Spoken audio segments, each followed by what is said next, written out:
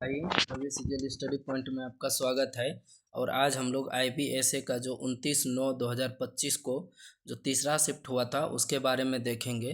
देखिए, previous year का role जो है एग्ज़ाम में बहुत ही ज़्यादा है, इसीलिए आप लोग जो है एक set per day previous year जो हाल फिलहाल में एग्ज़ाम हुआ है उसका पर डे देख लिया करिए। बाकी जो आप जी के पढ़ रहे हैं वो पढ़ते रहिए।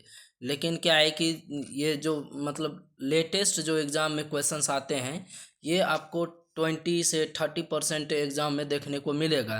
जैसे कि हमने भी अभी 13 तारीख को NTPC मेंस दिया था, तो उसमें जो IB में जो दोनों पेपर हुआ था, IB EXE का और एसए का, इनसे जो है करंट का क्वेश्चन और जीके का क्वेश्चन कुछ हद तक रिपीट हुआ था।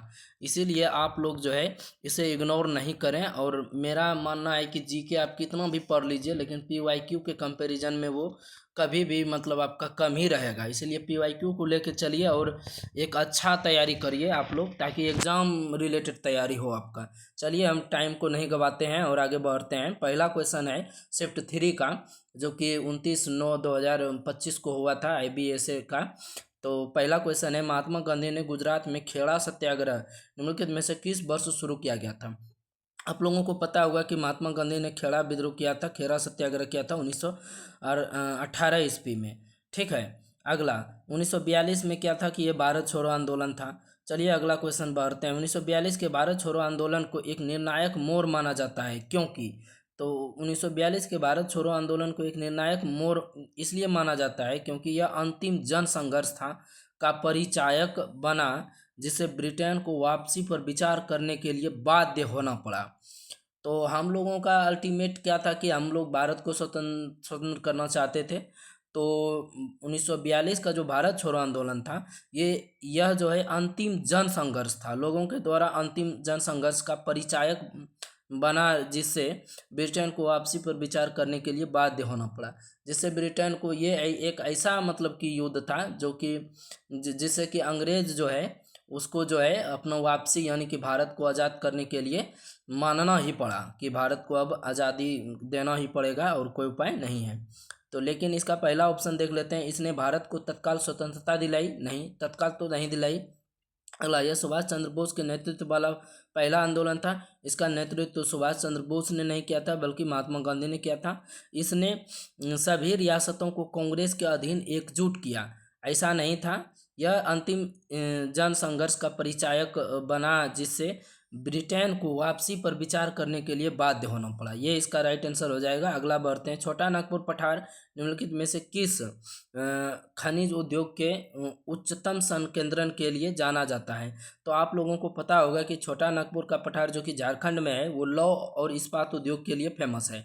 अगला अगला चलते हैं हम लोग कि संसद द्वारा प्रदत्त धनराशि के वियोजन को दर्शाने वाले खातों और भारत के नियंत्रक और महालेखा परीक्षक की लेखा परीक्षा रिपोर्ट की जांच के लिए कौन सी संसदीय समिति जिम्मेदार है।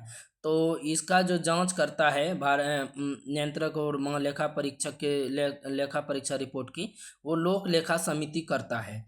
तो आप लोग जानते होंगे कि लोक लेखा समिति और प्राक्कलन समिति ये दोनों को जोड़वा बहन कहा जाता है। और प्राक्कलन समिति में जो है टोटल जो है लोकसभा से 30 सदस्य होते हैं, लेकिन लोक लेखा समिति में क्या है कि इसमें जो है 22 सदस्य होते हैं, 15 सदस्य लोकसभा से और 7 सदस्य होता है राज्यसभा से। ठीक है, ये लोग ये भी आप लोग याद रखिएगा। निम्नलिखित में से अगला क्वेश्चन है, निम्नलिखित में से किसे वस्तु विनिमय पद्धति का प्राथमिक दोष माना जाता था। तो वस्तु विनिमय प्रणाली का जो सबसे बड़ा दोष था वो क्या था? आवश्यकताओं के उभय संयोग का अभाव। तो आवश्यकताओं के उभय संयोग का अभाव, उभय संयोग का मतलब होता है कि जैसे मान के चलिए किसी को कुछ चाहिए और वो जो है मतलब कि नहीं ले पा रहा है, उससे डायरेक्टली नहीं ले पा रहा है। उससे क्या होता है कि मान के चलिए संयोग, बस उभय संयोग नहीं बन पाया कि हमें जो चाहिए वो हमको वो दे देगा और उसको जो चाहिए हम उसको दे देंगे। तो ये सबसे बड़ा दोष था, ऐसा मिल नहीं पाता था, जिसके कारण हम लोग क्या करते थे कि मान के चलिए कि हम किसी और के पास जाना पड़ता था जिनको मेरी सामान का ज़रूरत हो, फिर उनको उनसे किसी और को किसी और को, एक नहीं होता है उभय संयोग, एकदम डायरेक्ट कम्बिनेशन नहीं बन पाता था। यही सबसे बड़ा दोष था। पहला ऑप्शन है मूल्य संचय करना कठिन है। ऐसा नहीं था। वस्तुएं सामान्यतः स्वीकार करने योग्य नहीं होती थी। ये भी गलत है। वस्तुओं को सदैव छोटी इकाइयों में विभाजित नहीं किया जा सकता था। ये भी मतलब सबसे बड़ा दोष में नहीं माना जा सकता है। सबसे बड़ा जो दोष था कि आवश्यकताओं के उभय संयोग का अभाव था। अगला क्वेश्चन है 73वें संविधान संशोधन के अनुसार राज्य निर्वाचन आयोग निम्नलिखित में से किसके लिए जिम्मेदार होता है। तो राज्य जो निर्वाचन आयोग होता है वो पंचायत और नगर पालिका चुनाव आयोजित कराने के लिए जिम्मेदार होते हैं। लोकसभा चुनाव आयोजित कराने के लिए जो है मतलब भारत निर्वाचन आयोग जो है वो इलेक्शन कमीशन ऑफ इंडिया जो है वो जिम्मेदार होता है। राष्ट्रपति चुनाव वही कराते हैं। राज्य विधानसभा चुनाव आयोजित कराने के लिए राज्य का जो विधानसभा होता है वो राज्य निर्वाचन आयोग न कराकर भारत का जो निर्वाचन आयोग है वो करवाता है राज्य विधानसभा चुनाव। तो अगला बढ़ते हैं हम लोग अगले क्वेश्चन। किस चोल शासक ने मदुरै कोंडवन की उपाधि धारण की थी। तो प्रांतक प्रथम जो था उन्होंने जो है मदुरै कोंडवन की उपाधि धारण की थी। अगला बढ़ते हैं। और चोल वंश का जो संस्थापक था वो कौन था। विजयालय था। चोल वंश का संस्थापक कौन था। विजयालय था। अगला वस्तु एवं सेवा कर यानी जीएसटी लागू करने का मुख्य उद्देश्य क्या था। जीएसटी लागू करने का जो मुख्य उद्देश्य था वो क्या था। कर संरचना को सरल बनाना। तो जीएसटी से क्या हुआ कि कर जो संरचना था जो टैक्स स्ट्रक्चर था वो सरल उसको आसान बनाना था। सीमा शुल्क राजस्व में वृद्धि करना ऐसा नहीं था। कर भार में वृद्धि करना ऐसा भी नहीं था। अधिक आयकर एकत्र करना ये भी मंशा नहीं था। क्या इसका मंशा था कि कर संरचना जो है जो टैक्स स्ट्रक्चर है वो सरल हो जाए, इसलिए हम लोग जीएसटी लागू किया गया था। अगला है मुंबई में नागपुर की तुलना में मुंबई है उसमें जो है नागपुर की तुलना में विशेष रूप से जून और सितंबर के बीच तापमान कम रहता है और अधिक वर्षा होती है, जबकि दोनों शहर एक ही अक्षांश पर स्थित है। इस घटना के लिए कौन सा कारक उत्तरदायी है। समुद्र से दूरी या महाद्वीपीयता। क्या है कि मुंबई का जो मतलब कि दूरी है ना समुद्र से वो कम है और नागपुर का दूरी ज़्यादा है। ठीक है, यही वजह है कि वहाँ पे जो है जून सितंबर में जो है तापमान कम रहता है मुंबई में नागपुर की तुलना में, और वर्षा जो है मुंबई में ज़्यादा होता है नागपुर की तुलना में। इसका सबसे मेन रीज़न है कि समुद्र से दूरी या महाद्वीपीयता। तो समुद्र से दूरी या महाद्वीपीयता का मतलब वही होता है। पहला ऑप्शन है सनातन पवनों की प्रकृति, जो कि गलत हो जाएगा। औसत समुद्र तल से तुंगता या ऊंचाई भी मैटर नहीं करता है। भूमध्य रेखा से अक्षांशीय स्थिति या दूरी ये भी नहीं होगा। अगला प्रोजेक्ट हंगुल के अधीन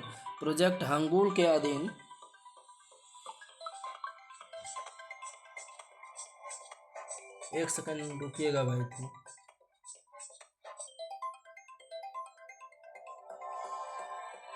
प्रोजेक्ट हंगुल के अधीन किस प्रजाति को संरक्षित किया गया है। प्रोजेक्ट हंगुल के तहत जो है कश्मीरी बारहसिंगा को संरक्षित किया गया है। बंगाल टाइगर नहीं होगा, हिम तेंदुआ नहीं होगा, जंगली गधा नहीं होगा, तो कश्मीरी बारहसिंगा। त्रिपक्षीय संघर्ष मुख्यतः किस पर नियंत्रण के लिए लड़ा गया था। तो त्रिपक्षीय संघर्ष जो हुआ था वो कन्नौज पर नियंत्रण के लिए हुआ था। ठीक है, अगला हम लोग बढ़ते हैं question number 12। Which non constitutional body in India was replaced with NITI Aayog इन 2015। तो नीति आयोग जो है किसको रिप्लेस किया है। तो प्लानिंग कमीशन योजना आयोग को रिप्लेस किया है, ये तो जानते ही होंगे आप लोग। अगला क्वेश्चन है which of the following was the caste movements of India. ये देखिए इंग्लिश में कुछ क्वेश्चंस हैं जो हिंदी में नहीं हो पाया, तो आप लोग हिंदी मैं बता देता हूँ इसका, आप लोग देख लीजिए। Caste movements of India, Bharat का जो जाति जो आंदोलन था वो इनमें से कौन सा है जो कि जाति से रिलेटेड आंदोलन था।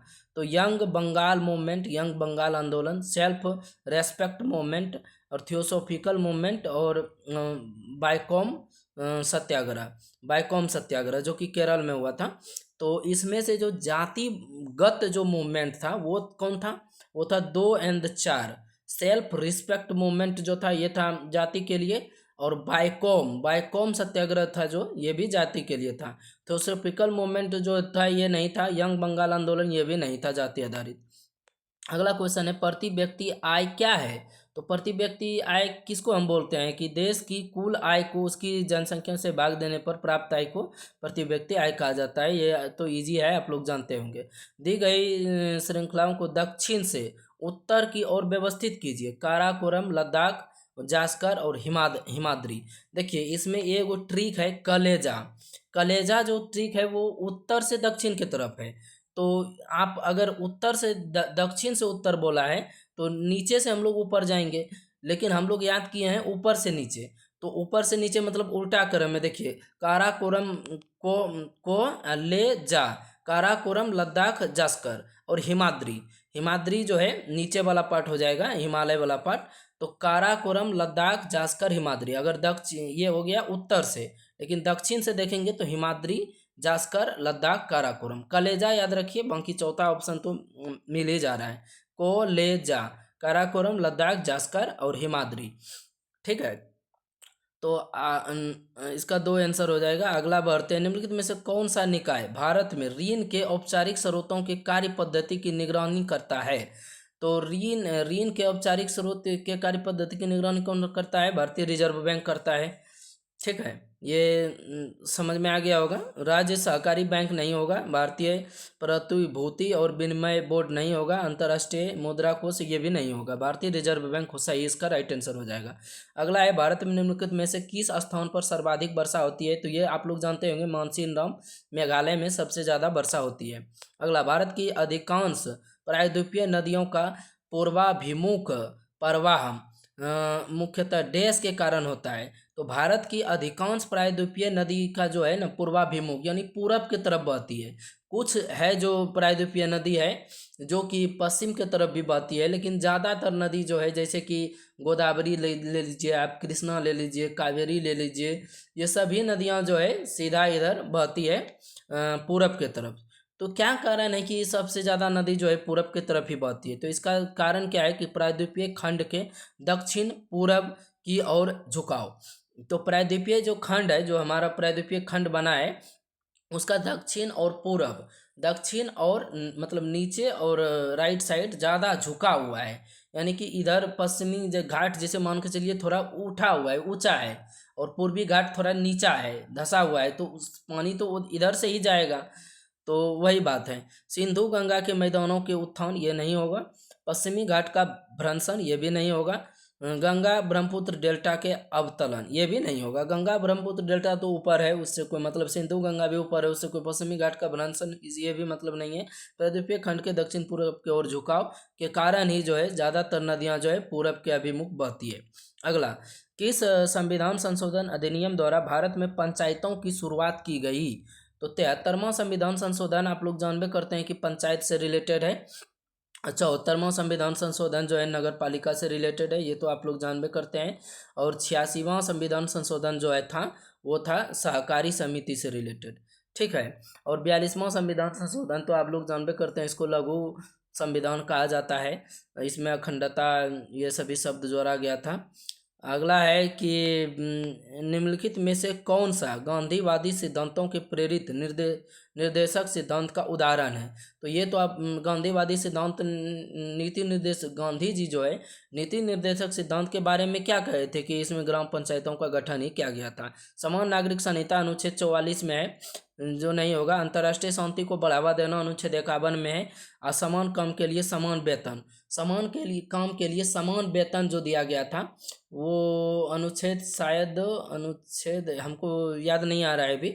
तो इस क्वेश्चन का आंसर ग्राम पंचायतों का गठन हो जाएगा, जो कि गांधी जी ने गांधी जी से ये शब्द गांधी जी से रिलेटेड था। गांधी जी ने बोला था कि नीति निर्देशक सिद्धांत में जो है ग्राम पंचायतों का संगठन जरूरी है, जिससे सभी का भला हो सके, सभी को मतलब पंचायत लेवल पे चुनाव लड़ा जा सके, और जो है अपनी अपनी भूमिका जो है अपने अपने क्षेत्र के विकास करने में सब निभा सके।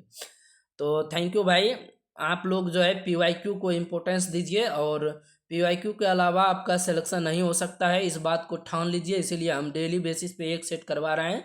आप लोग खाना खाने के टाइम पे या कहीं घूम रहे हैं तो आप लोग 10 से 12 मिनट 15 मिनट का क्लास होता है, आप लोग देख सकते हैं। थैंक यू भाई, और चैनल को थोड़ा शुरुआती दौर है तो थोड़ा सब्सक्राइब कर लीजिए, थोड़ा लाइक कर दीजिए, इससे मेरा भी हौसला बनेगा। हौसला बने नहीं बने, ये हम जो है मतलब आप लोगों के लिए स्टार्ट किए हैं, और ये हमेशा जारी रहेगा मेरा। जो भी पेपर आएगा उसका डिस्कशन हम करते रहेंगे। बाकी आप लोग का मन है, जैसा आप लोग को लगे वैसा करिए। थैंक यू भाई, एक बार आप लोगों को फिर से थैंक यू, नमस्कार, जय हिंद।